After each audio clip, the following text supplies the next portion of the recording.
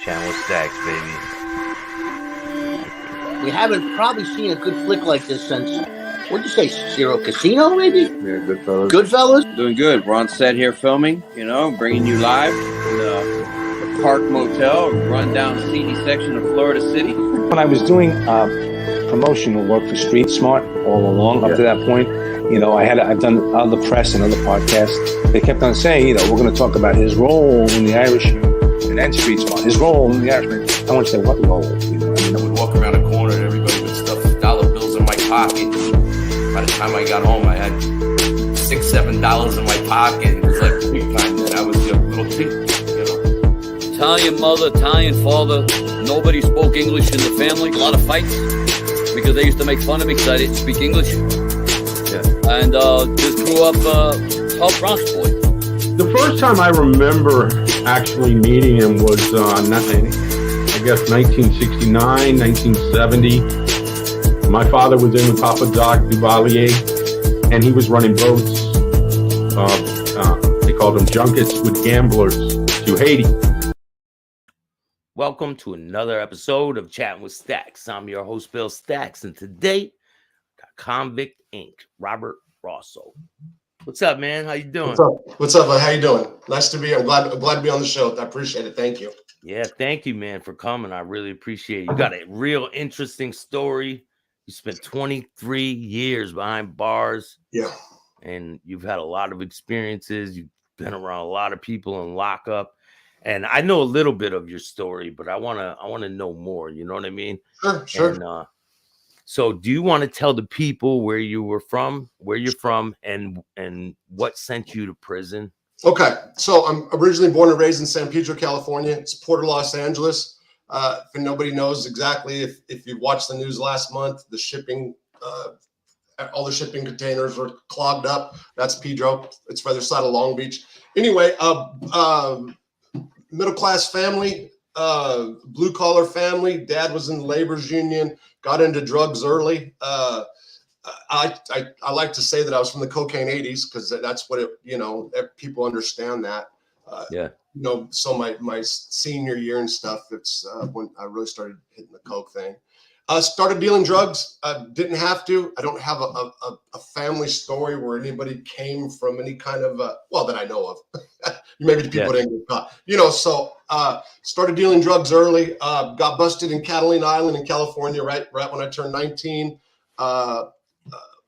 Ended up getting busted in Arkansas some years later. So that first arrest, did it? What was the outcome of it?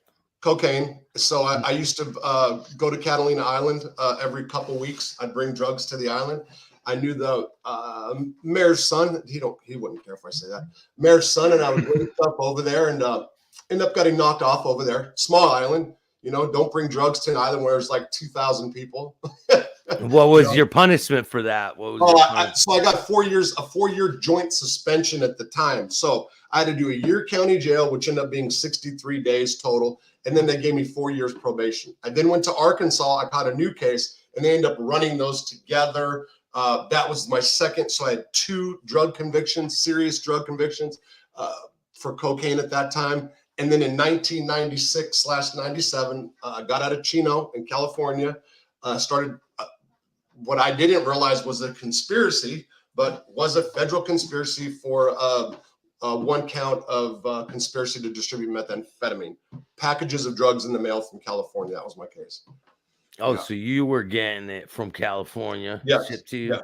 Yeah. And so how did you end up getting caught for that charge? Okay, so there were separate investigations. One, wow.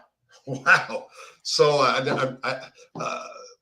me and my wife had a relationship with another girl one night. My wife said something, and that girl went and told her husband, who was locked up, and he got out and ratted.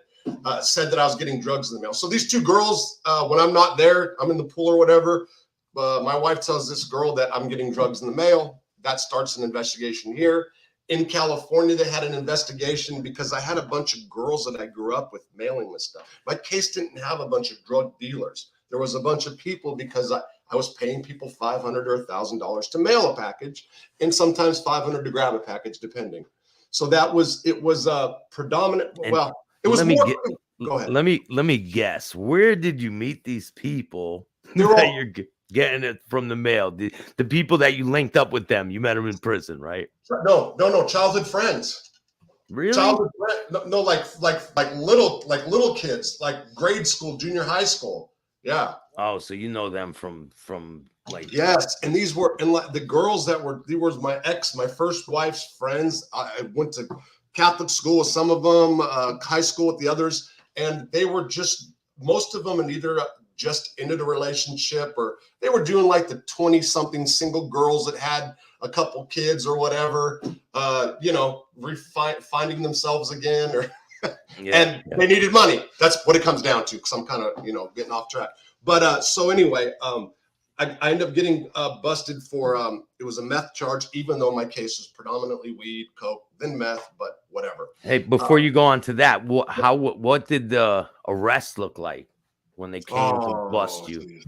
So I was in a small town close to where I live now in Arkansas, and what had happened was a package came and to a little post office. My mom gets the mail, drives home with the package, and then drives 20 miles, and the cops follow her. No, she wasn't involved in the conspiracy, as in she knew, it wasn't like that. They followed her, Postal Service, DEA, FBI, state, kids in the house, terrible. Like something you'd see in the movie, just horrible, kids screaming, don't take my daddy. I mean, just horrible butts. It was. And they tore apart the house looking for the package my mom brought. And that's pretty much what happened. They offered me, ultimately, the feds took over because it was like state feds take over. They offered me 5 years to snitch. I say no. They offered me 2 years. I say no. They said, you're going to get life. They filed what's called an 851 enhancement notice. That is the federal equivalency of the 3 strikes law that we had. And I got life without the possibility of release. Yeah. Now, when you're going to court and everything, what is it like to be facing that much time? Life, like to be the possibility to be in prison for the rest of your life. What is it? What's that feeling like when they're telling you all this and you're standing up there and like? So I knew going in, like there was only going to be one outcome. Okay. When I got arraigned, the magistrate actually arraigned me to mandatory life.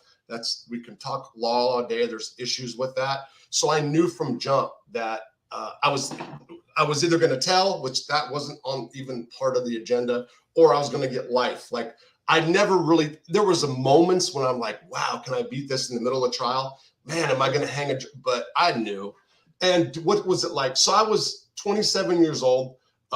They still hadn't found some money that I have, and that felt some kind of I was some kind of satisfied with that at the time.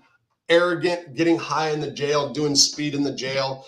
Thought I was a lawyer, not a jailhouse lawyer. So the more I read, the higher I got, the better of attorney I got in my mind. So I did drugs to drown it out. I mean, that's pretty much been my MO for a lot of my life. Drugs to drown shit out. That's what I did a lot. So when you go to prison, right? You have. So when I got busted, they gave me state charges. The feds did not pick it up. Thank God. I got caught with a sawed-off shotgun. Right. And the numbers were filed off, and the stock and the barrel, and they were calling the feds to see if they were going to pick up the charges. It was a big mess. But so when the feds pick up the charges, they have guidelines they have to go by.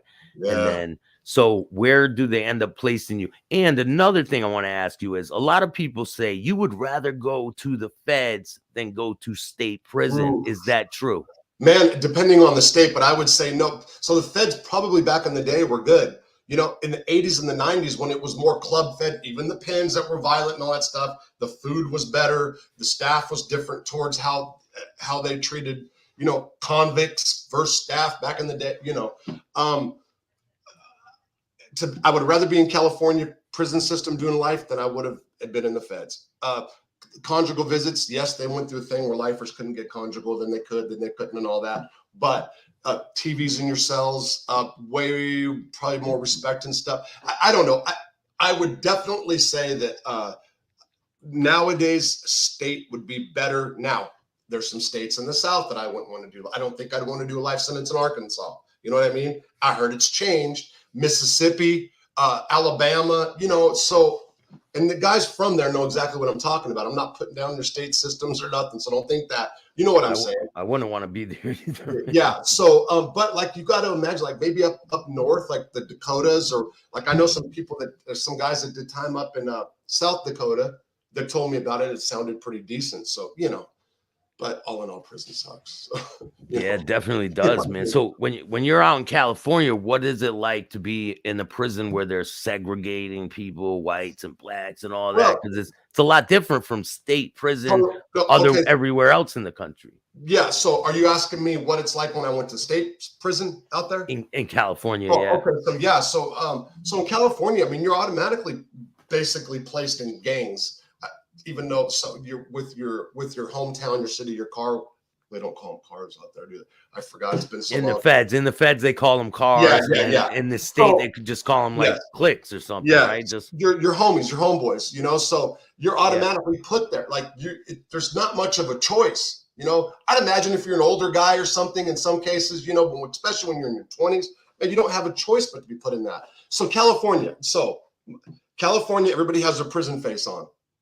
Mean mugging constantly. This is the way I explain it. California, everybody's kind of mean mugging, and the feds people let their hair down. I mean, there's more people. So now you're mean mugging me, right? I'm mean mugging you back.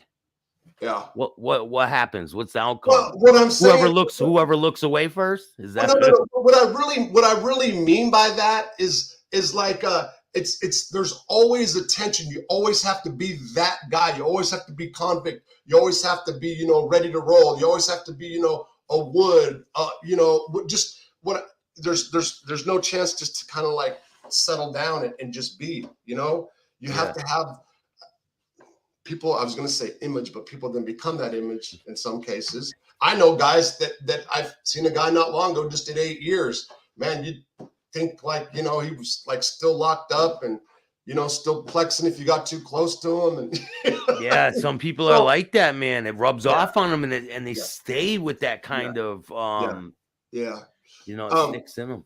But so my first prison was Arkansas. There was all kinds of homosexual activity, pressure punking, the whole sex thing was there. You know what I mean?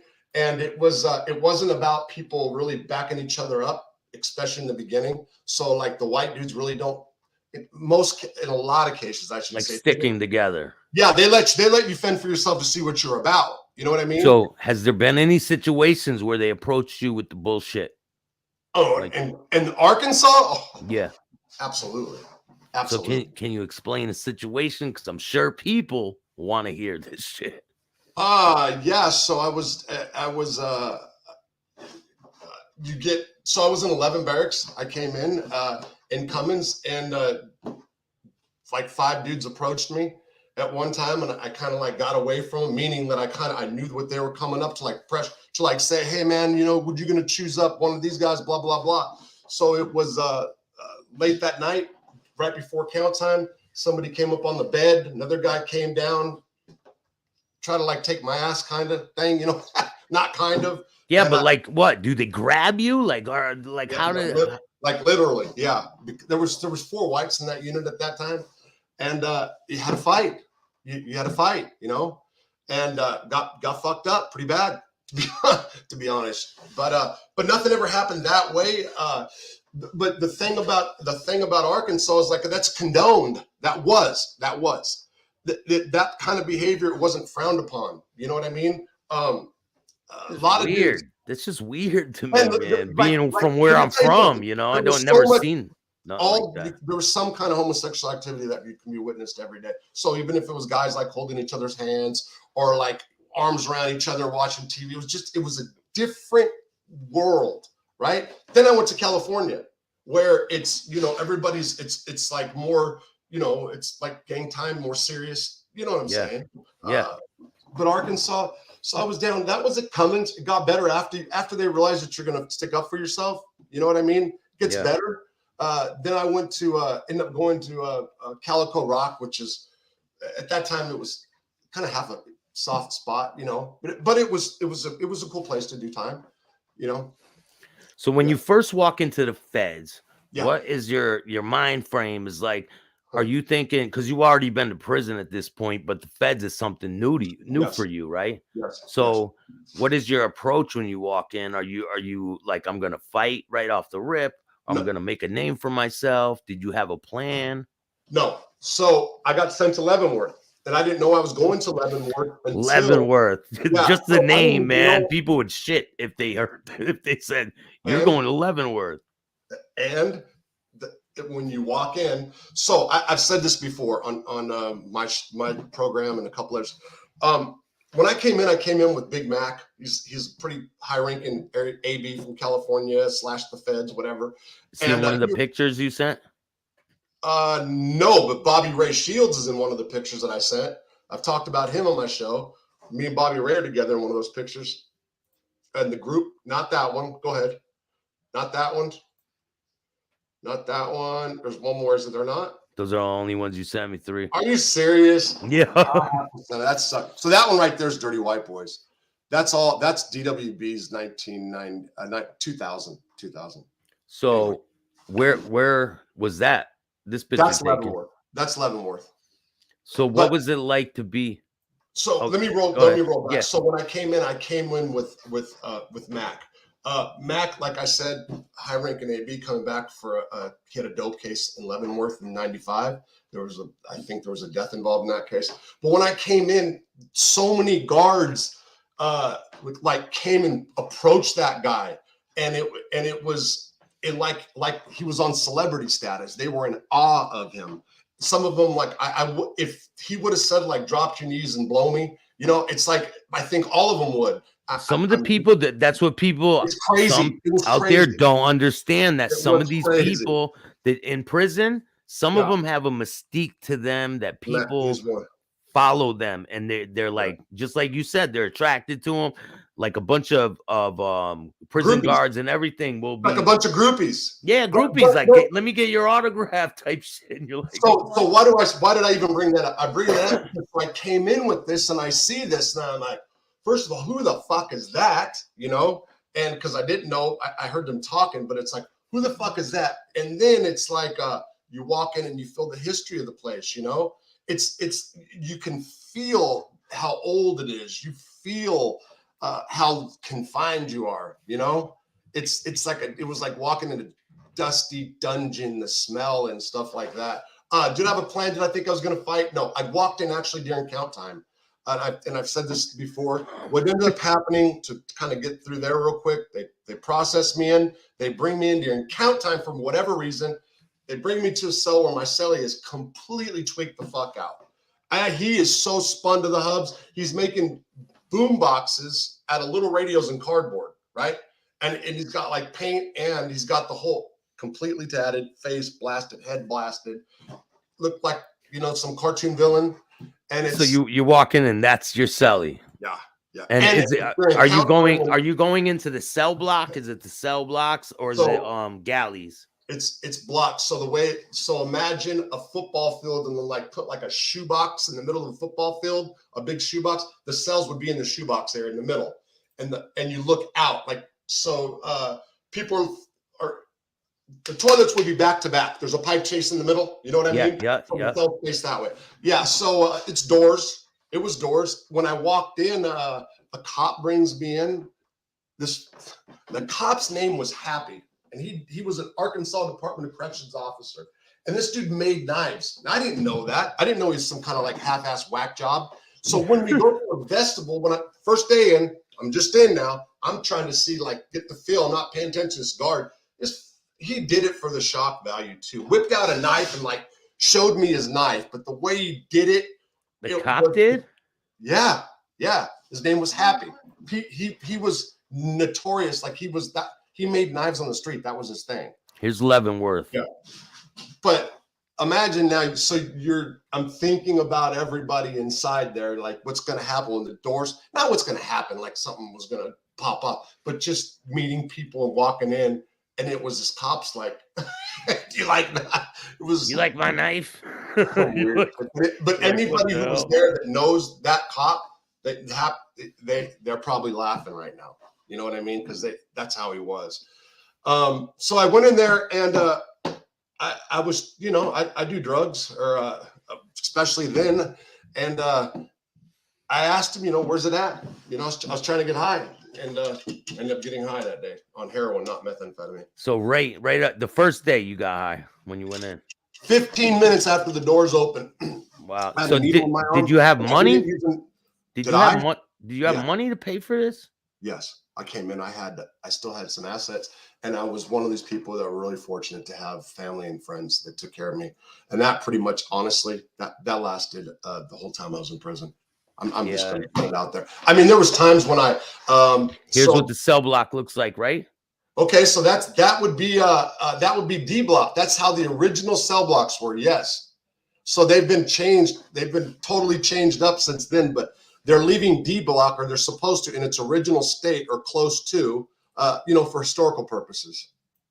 Yeah, I have a picture of what the cells look like right here. They look pretty. Let me tell you something. I was on the 5th floor one day. I was getting high all summer. I was strung out, and they brought me in there in the middle of this. Well, it was like September, but it was 100 degrees. No air. They had those big fans that blow. Oh, so that's sweat. The walls sweat, right? And there's roaches and there's mice, and the walls are just completely wet all the time. You're right. It was miserable. That reminds me of summers in Connecticut. It's does it? It's like a fortress. It's got galleys, with the long galleys. It's terrible, man. In the summertime, it's so hot in there. It's just hot air. And then in the wintertime, it's freezing. Yeah. It's one extreme to the other. So when you're in Leavenworth, what is the gang activity for like for you? Like, okay, what so, do people approach you to be down with them? No, do you have to show? Do you have to prove yourself? It wasn't like that. So, so I ended up, as far as the gang. So there was one guy there whose name was Red, who I believe he was Dirty White Boy, and there's a friend of mine who's going to correct me if I'm wrong here. I believe he was patched up DWB at one point, and then he was like, the brand made him when he was an ADX to kind of try to look out for things in the yard at Leavenworth. But the gang that was there, was the Dirty White Boys, and then there was a couple arms. Now, I didn't hang out with all the Dirty White Boys for the first year. I hung out with one named Dusty. Dusty was from Orange County. We have a lot of the same family background. We're a couple years apart. We were both into the punk scene, both surfed, all that stuff. So we got along. He did California time. I did time in California. He was an NLR, actually. He was patched up NLR from the state. But he was running Dirty White Boy in the feds because there was no NLRs back then. So we got along. We just clicked up, and through Dusty, I ended up running with the Dirty White Boys more, and eventually got patched up Dirty White Boy. But the gang activity at the time, white gang, there was Red, who was brand, but I'm trying to put the guy down. So you really didn't know it. And there was an issue with the Dirty White Boys and him over some poker tables. Before I got patched up, the Dirty White Boys succeeded. And they ended up getting the poker tables in certain units. So there was no other white gang. I'm sorry. Then the arms. There was a couple arms who got really big in 2002. Actually, they formed another gang called the 88s. And they grew and became like massive in numbers in 2002. They really, as far as sometimes when the newer gangs start, a lot of people are attracted to that.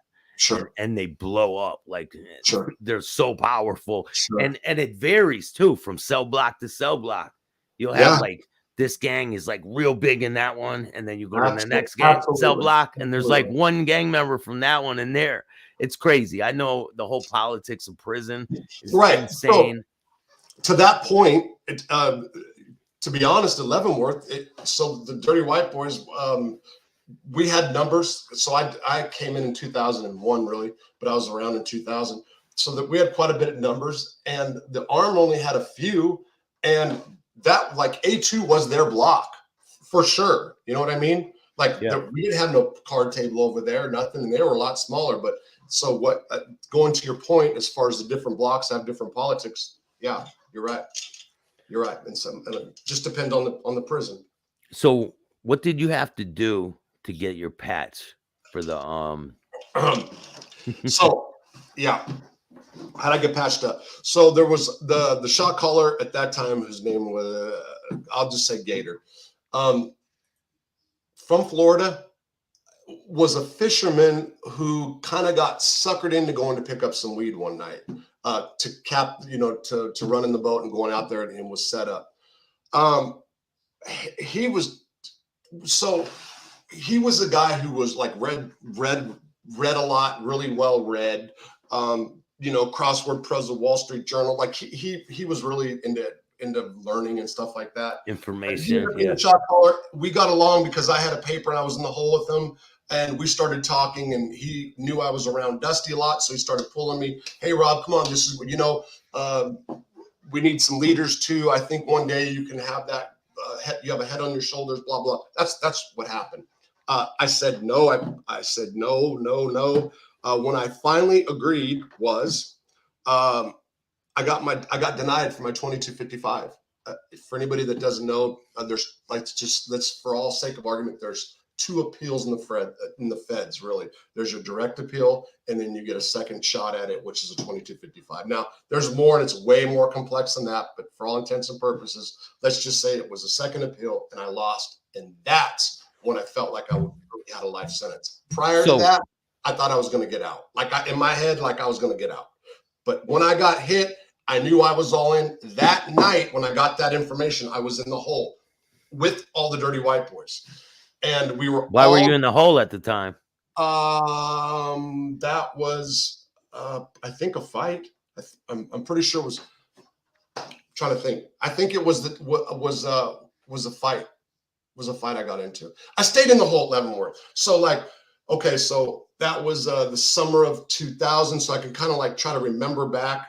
I think that might have actually been a dirty urine, because I think the next time I went to the hole was when I got in a fight with a dude named Big Jerry. But but were you trying to walk a straight line?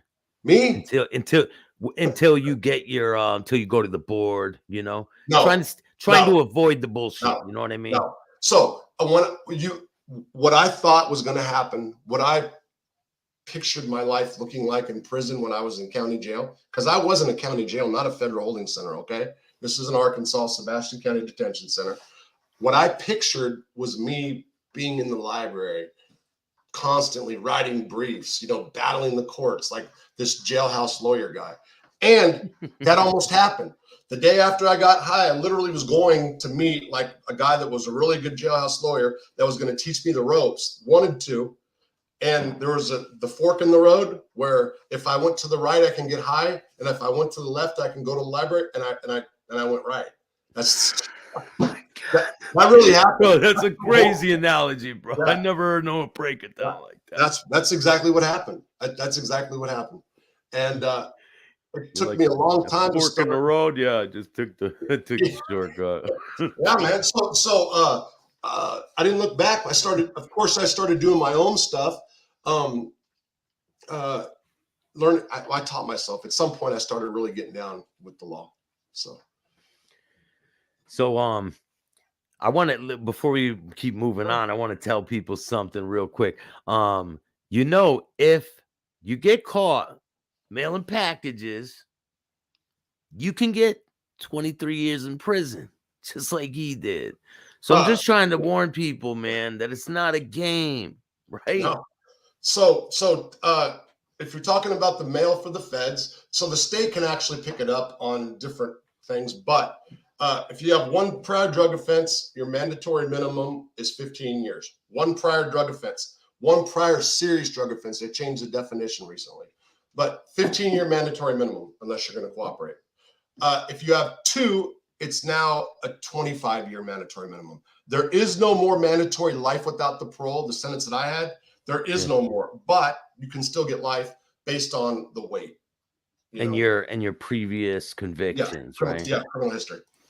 Yeah. Because I know that the court got tired of dealing with me, man. They said, we see you in here one more time and you're getting habitual offender and you're not gonna be going home. And I'm like, yeah, no, sir, you won't see me up in no more. And I have not been back, man. So after when you're going to get your patch, is there like a certain thing that they want you to do to get it?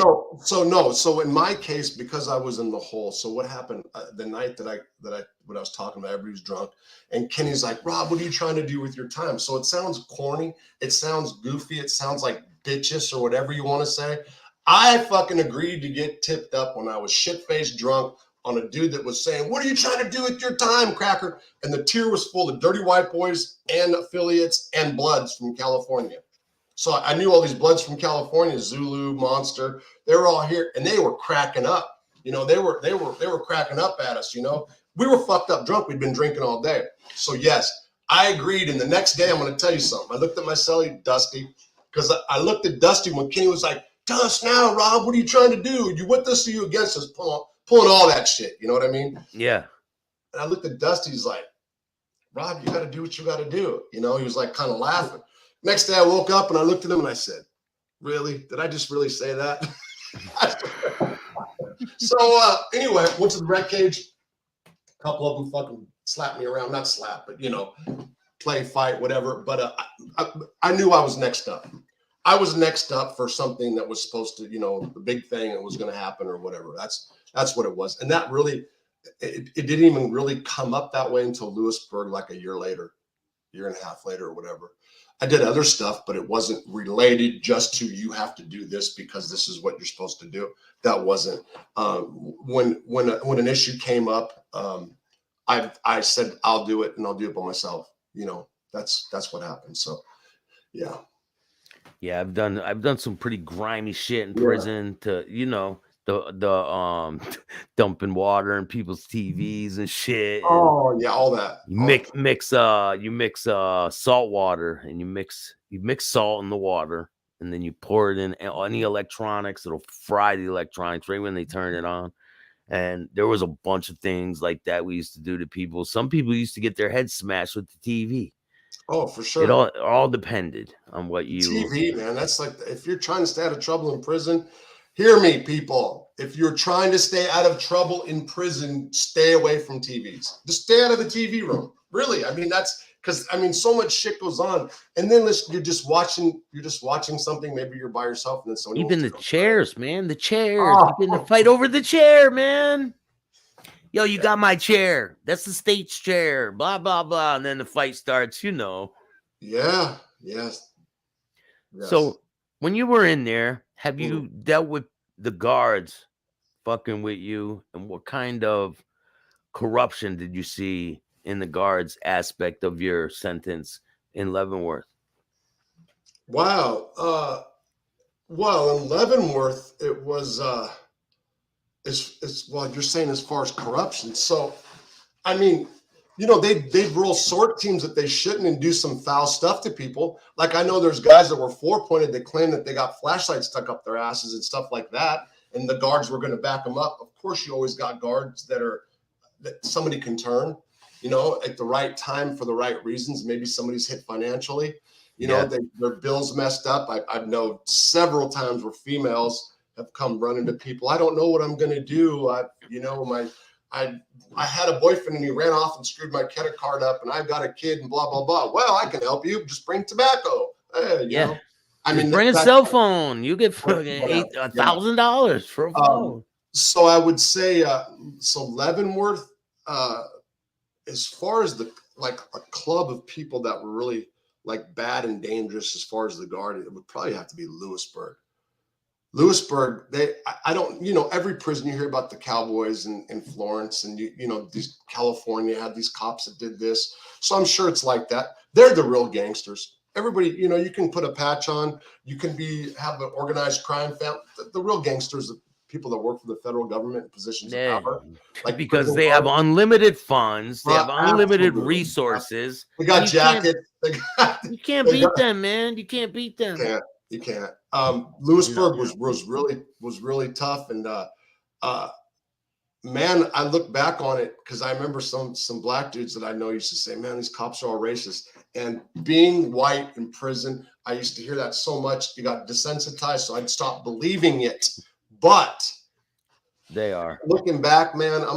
I've seen cops go to black dudes and say, "Hey, you N-word," you know. It's like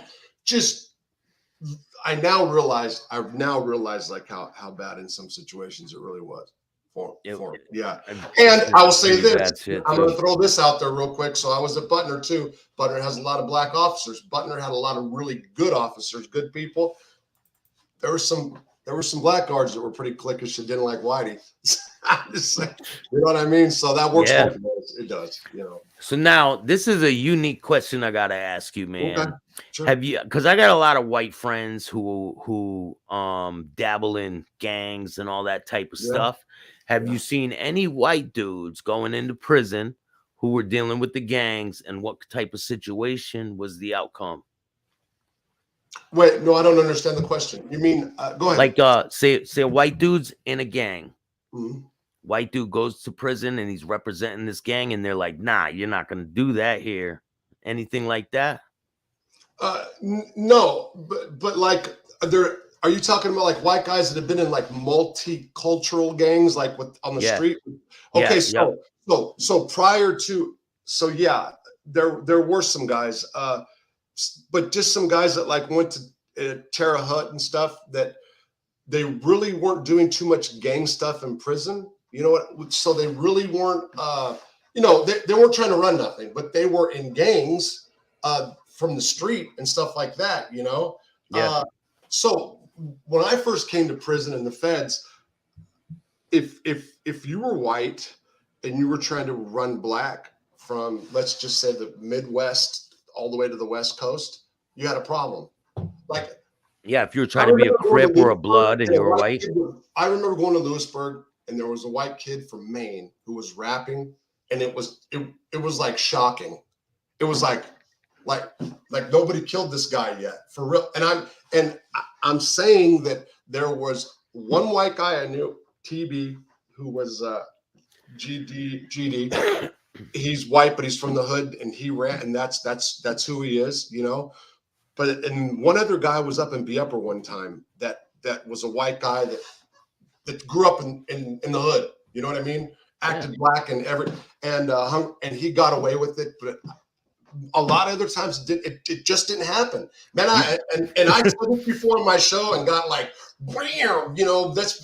I'm telling you, up until I went to Lewisburg in 2003, I had never really seen that.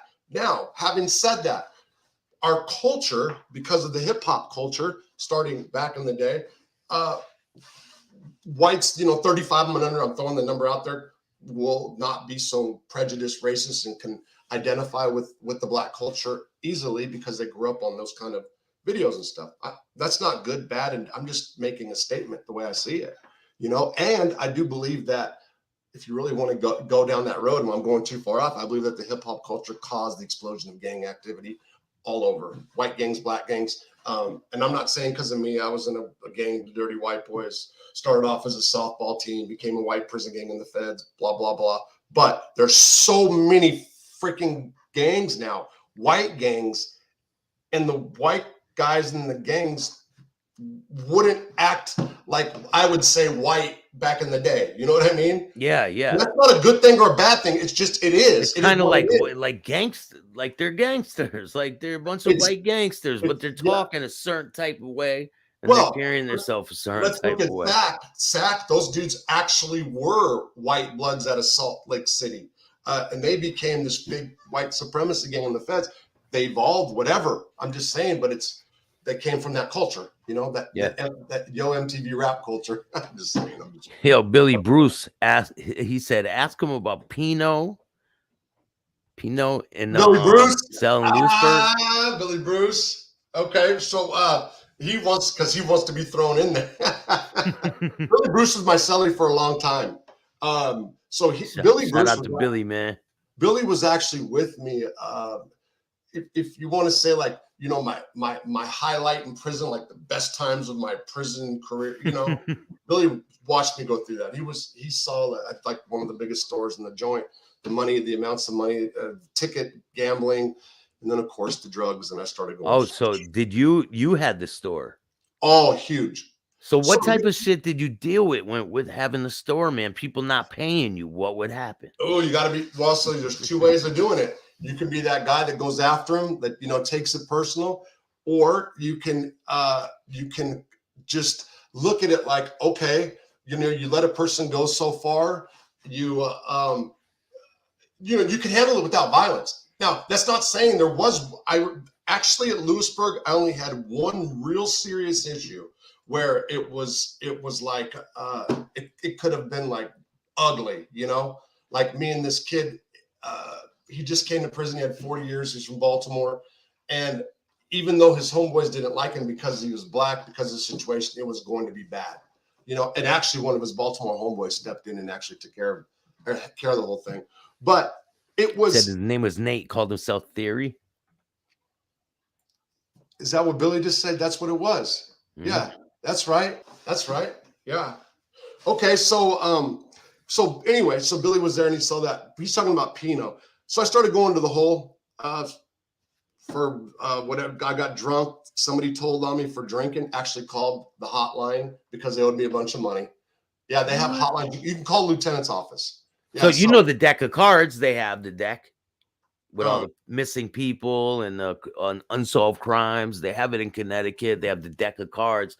So the inmates play with the deck of cards and there's unsolved cases on them. And there's a secret number that you can go on the phone, call it, and then you get money for it.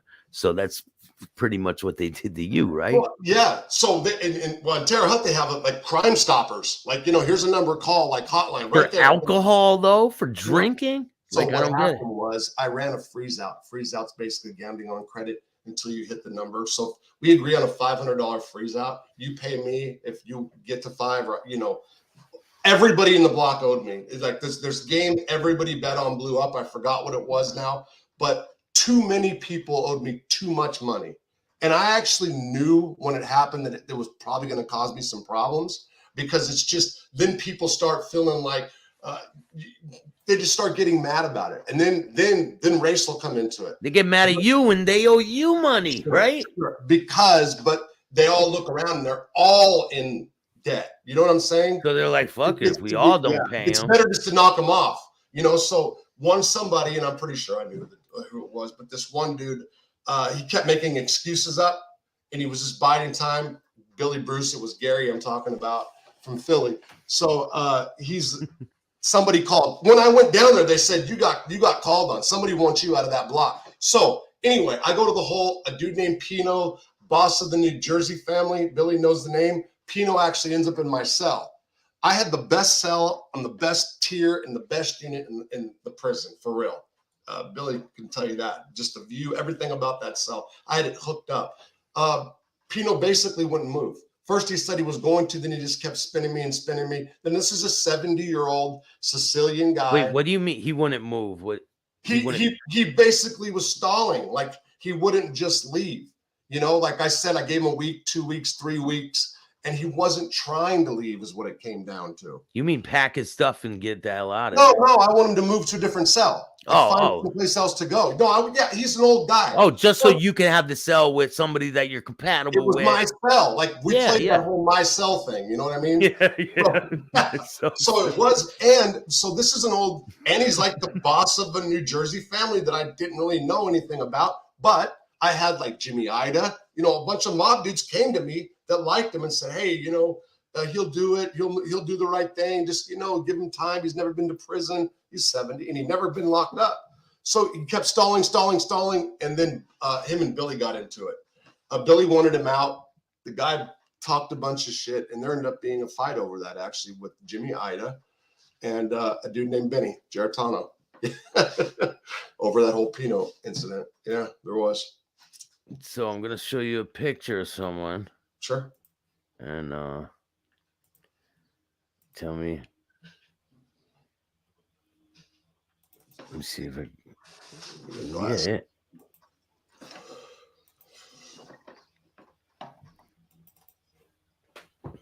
This is one of the designs I got, man.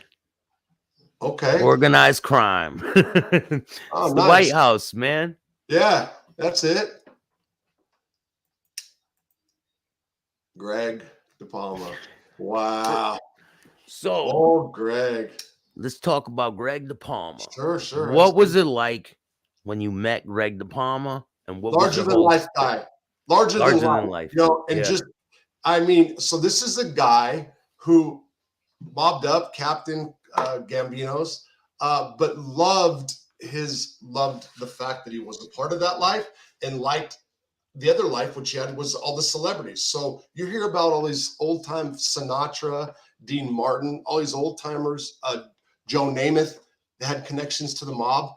Mm-hmm. Most of them had connections to Greg. I think that's safe to say. He was really good friends with Sinatra and Martin and Carlo Gambino. Yes, but he told stories, and he probably, you know, I think he embellished a little bit, kind of, but he just, yeah, there's that's the famous picture right there. He was with Paul Castellano. He's with all of them. So I believe Greg Tommy earned some money. I think he was an earner at some point. I could be wrong. So Greg had a big mouth. So I think he's known for having being caught on the most wiretaps. Is that right? Yeah. They say right. Foot and mouth disease. Yeah.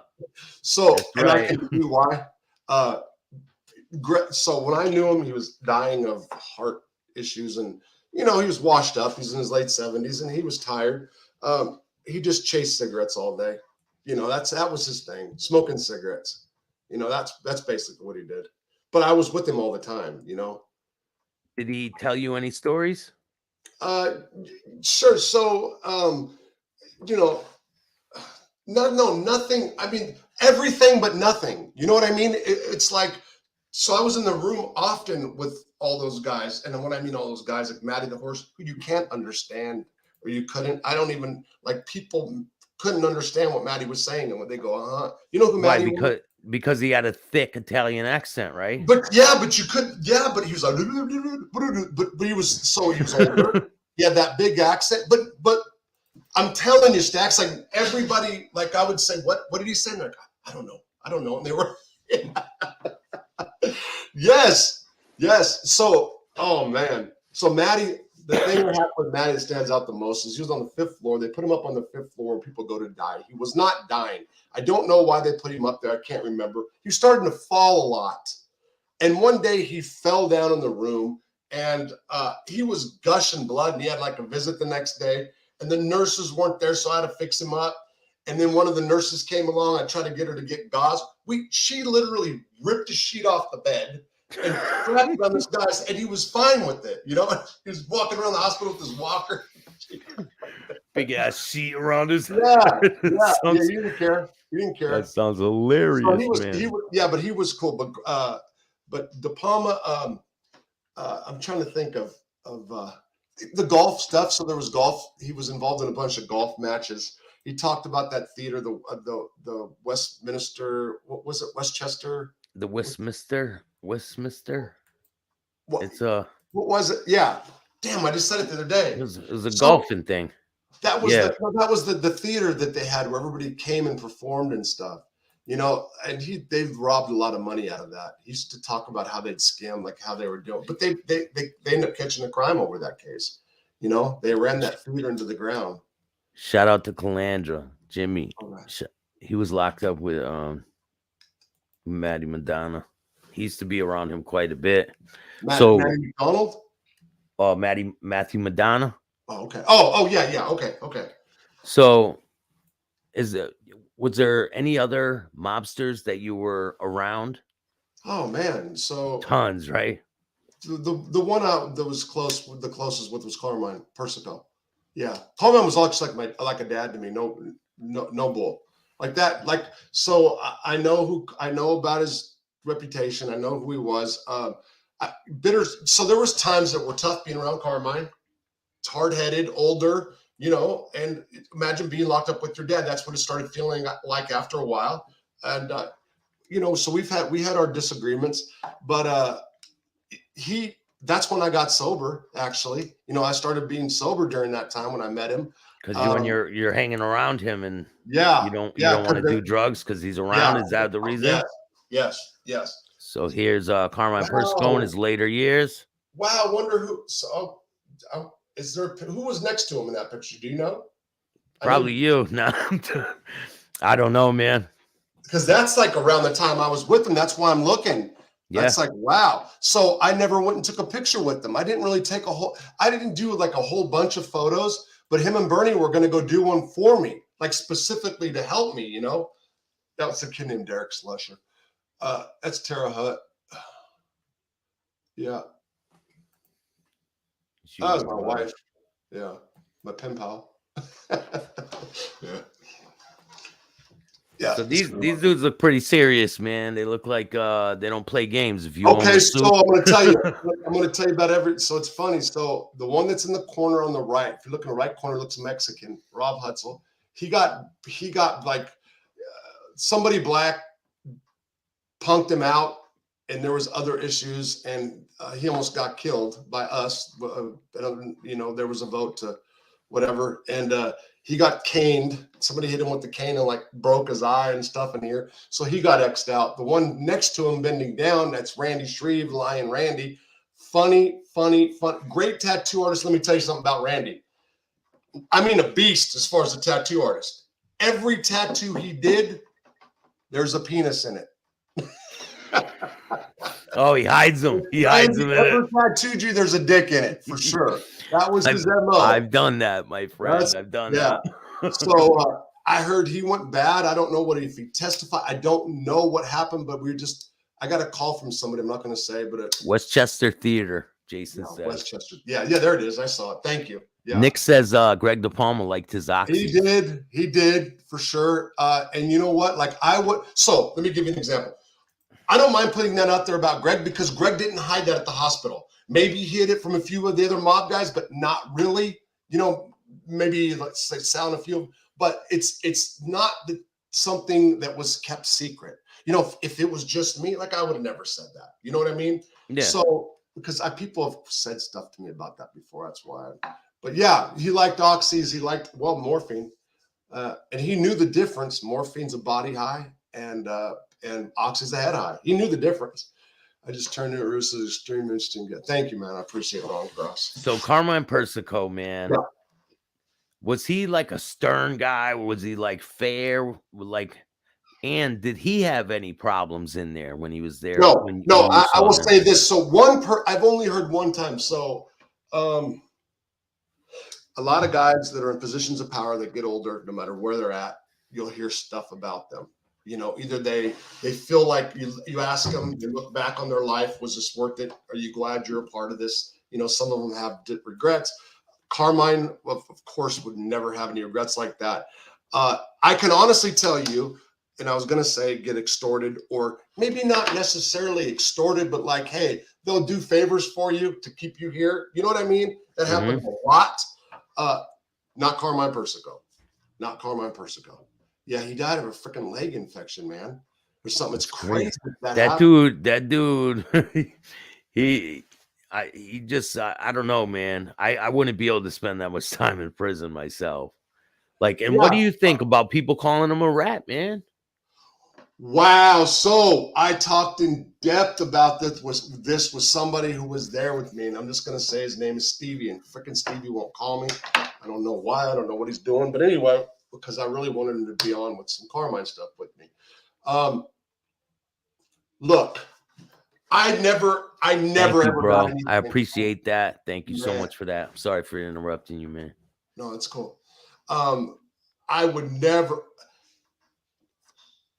What do I think? So I never got that kind of impression. But let me say this, and I don't want it, man. I question everybody who's a top dog in any organization. And I don't mean that. I know there's people that like are not bad and done stuff, but it's like, I just did a video the other day, I'm going to say, about shot callers, unit reps, shot callers, bosses, gang leaders. I didn't put it up. I stopped because I said it a little wrong, but I'm going to do it because I know everybody that's been to prison will know exactly what I'm talking about. And I've been in a position of power. I've been a unit rep, and I did have the Dirty White Boys for 3 years at Lewisburg. So, Billy, there's other people that can attest to that all day long. So I've been put in positions. I've been, like, I've had staff press up. I know how easy it would be. I know what the little game is. You know what I mean? So I'm really going to go thorough on that at some point in some time. You know, what do I think? Let me get back to the question. I never saw that. I do know this. This is what I do know that makes me pause. Okay. Carmine had some dirt on Giuliani. Now, I've been into it with some reporters that really knew him. Not into it, but like, no way. There's no way Carmine could have done that. Me and Steve Fishman had this conversation. I am telling you, Carmen Percival had some dirt on Rudy Giuliani. I don't know what it is, but it made me believe it was something on a dirty deal or something. I don't know. And people from the Colombo family, people that know that I've said Carmine's like my father, don't come shoot me or don't come at me all crazy. Listen, man, they're all under indictment. I don't think they're worried about you right now. No. They got big problems. They got major problems. I'm just saying, like, I'm not trying to smut him up. I'm trying to say that I knew the man. There is no doubt. He told me, if Giuliani runs for president, I'm going to give you a story that's going to make you, you know, but he said, Robert, I can't. Carmine didn't do that. He wasn't that guy. He was going to let me write a book about him. The reason he did not, I got transferred. If I wouldn't have got transferred within a year, especially when I did the Madoff interview, because I interviewed Bernie Madoff, that was my little claim to fame. Carmine was 100%. You interviewed him where, in prison? Bernie Madoff in prison, yeah. So what was he like when you were around him? Man, like a who described him best? A writer described him best, like a garage mechanic. And I don't mean to take anything away from garage mechanic, because nowadays you got to be a scientist to be a garage mechanic. Basically, I'm talking about a normal Joe. You know, like Bernie. It was so remarkable how little he knew about anything in the world. Like, he didn't know anything outside that financing stuff in New York City, which I guess is the world, arguably. You know, New York City is the top city in the world. So, I mean, you know, pretty much. So, down like normal. Bernie was normal. I don't, you know, yeah, he was kind of like a normal person. So I got a little bit of a video to play. Go ahead. From your channel. I'm gonna play a little bit of your video. And All right. So Gianni says Madoff was a regular guy, huh? In prison. In prison. But so were people on him trying to get money out of him? Well, a lot of people believed. So if he would have went to the wrong prison, he would have problems, you know? So they must have been shaking Bernie down for millions. No, they didn't. Like, Bernie didn't have, man, I am in the camp that will say I don't believe Bernie had a dime stash. Not one. I don't believe he had one dime stash. I know people will say I'm crazy. I'm telling you, I do not believe he did. He had one bank account. That's what it all trickled through. Anyway, he's cheap bastard. All right, ladies and gentlemen. So when you left, okay. Yeah, when you left, yeah. How long from what place were you in that we were just talking about? Terre Haute, FCI Terre Haute. Yeah, so from there, did you go home from there? Where did you go home from? Terre Haute. That's the front of Terre Haute right there. All right, so this is his release from prison video. So wow. Check it out. Compassionate release. Get that mask off your face. Put your arms up in the air and say, free at least. I saw that movie. Oh, man. All right, tell him.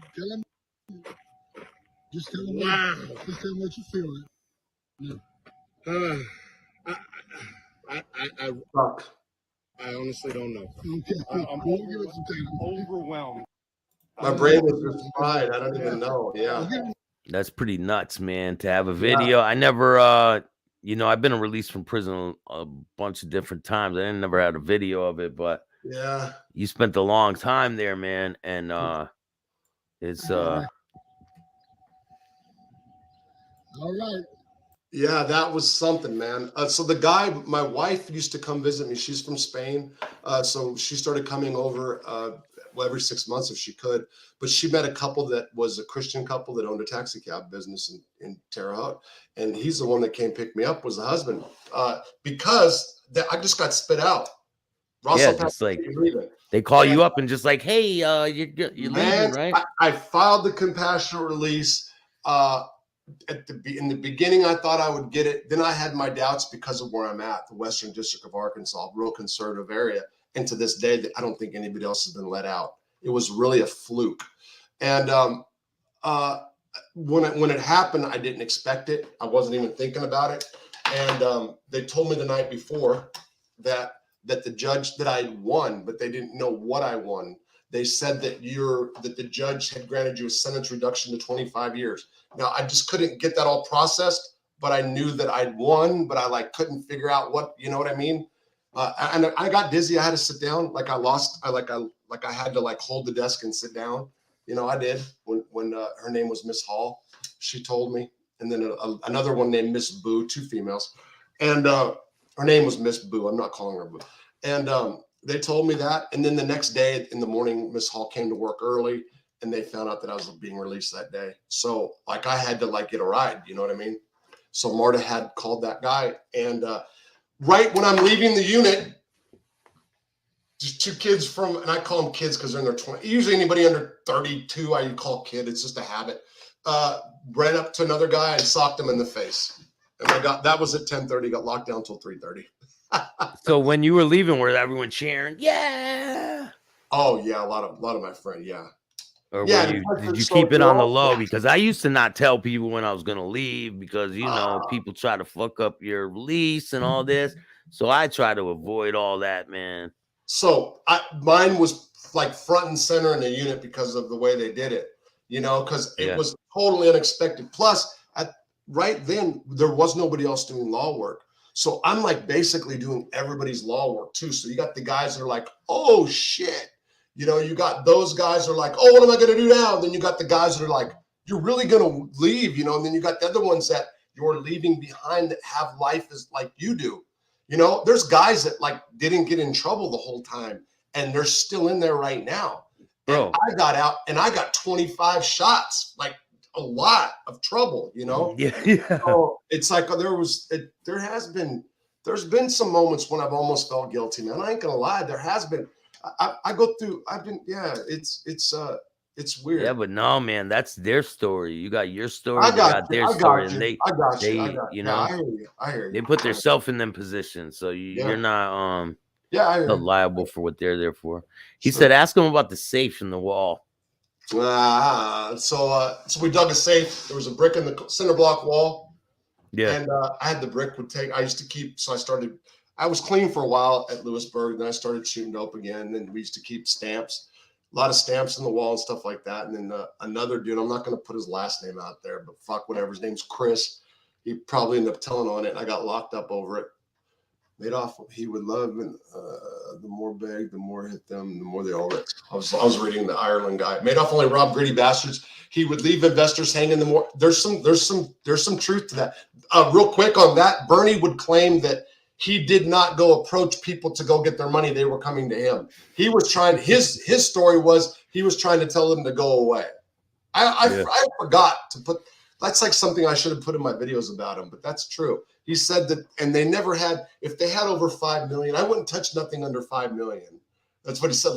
They had money anyway, you know, but anyway, that's a whole different story. Yeah. So one time when I was locked up, man, this dude gets called. He has life, right? Yeah. He gets called. He comes back. They granted it to me. He gives away all his stuff, goes down to the office. They made a mistake. He comes back to he comes back to the block, man. He already gave his TV away, all his food, everything, all his extra clothes. He had life, man. Do you know how much stuff he gave away? Oh, that sucks, man. So then he comes back to the block you know, people won't give him all his stuff back. He starts flipping out. He starts smashing shit, throwing stuff at the cop. They lock him up. He goes to SEG. And that's that, man. It was bad. Yeah, that's bogus. That happened at Chino to me, where my time. So I ended up getting my California time run concurrent with my Arkansas time, but I didn't do enough time to satisfy the state. So California put a governor's warrant on me, and I ended up fighting it for a long time. I went back, so my time was messed up. Yeah. So they didn't know I could either be released immediately or I had to do like 16 months. And I ended up doing the 16 months, but they called me down 2 days back to back. On the second one, the cop said, "You're leaving." And I was like, the day before, they're like, "You might be going tomorrow." You know, yeah, but I only was going to do 16 months, but still it sucked. It was the day before Christmas. It was on the 24th of December. It's terrible, man. Especially when you're like, damn, you got to accept that shit. Like, right. Man. I used to never really accept it fully. I would always try to figure a way out, something like, my brain would always be working. How long you been out? How long? I've been out for 10 years. I did about 5 years altogether. I only did state time. Wow. I was involved with gangs and drugs and some not so good people. I changed my life. I'm trying to show people that it's possible, you know. I volunteer, I help out in my community, and I'm just trying to show the world that people change. Do you go to city council meetings by any chance? No, I don't. So this is a small town. So I've been going, I was going to go tonight, as a matter of fact. And so it started at 6 o'clock. Because you could go. You could go. Council meeting. I'm like, oh man. So anyway, they're boring, but there's something, I don't know. It's like I can't vote right now anyway. But you get to give your insight. You get to give your insight on something. Like this is I live in a small town. Felons can vote now, man. If you didn't know, there's papers you can fill out, and felons can vote now. So, and there was a governor who was on video who said, if you can't own a gun and the government's telling you can't own a gun, go buy 2 of them. Did you see that? No, I didn't. Yeah, it was insane, man. It was pretty funny. I'm like, I'm not gonna go do that.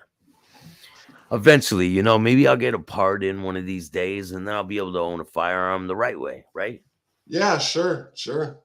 You can I don't know if you live with your girl, they can actually have a gun safe and a combination, but you have to go through the proper channels, and it's a big deal. But you can't. I mean, you know, as long as you don't have constructive possession of it.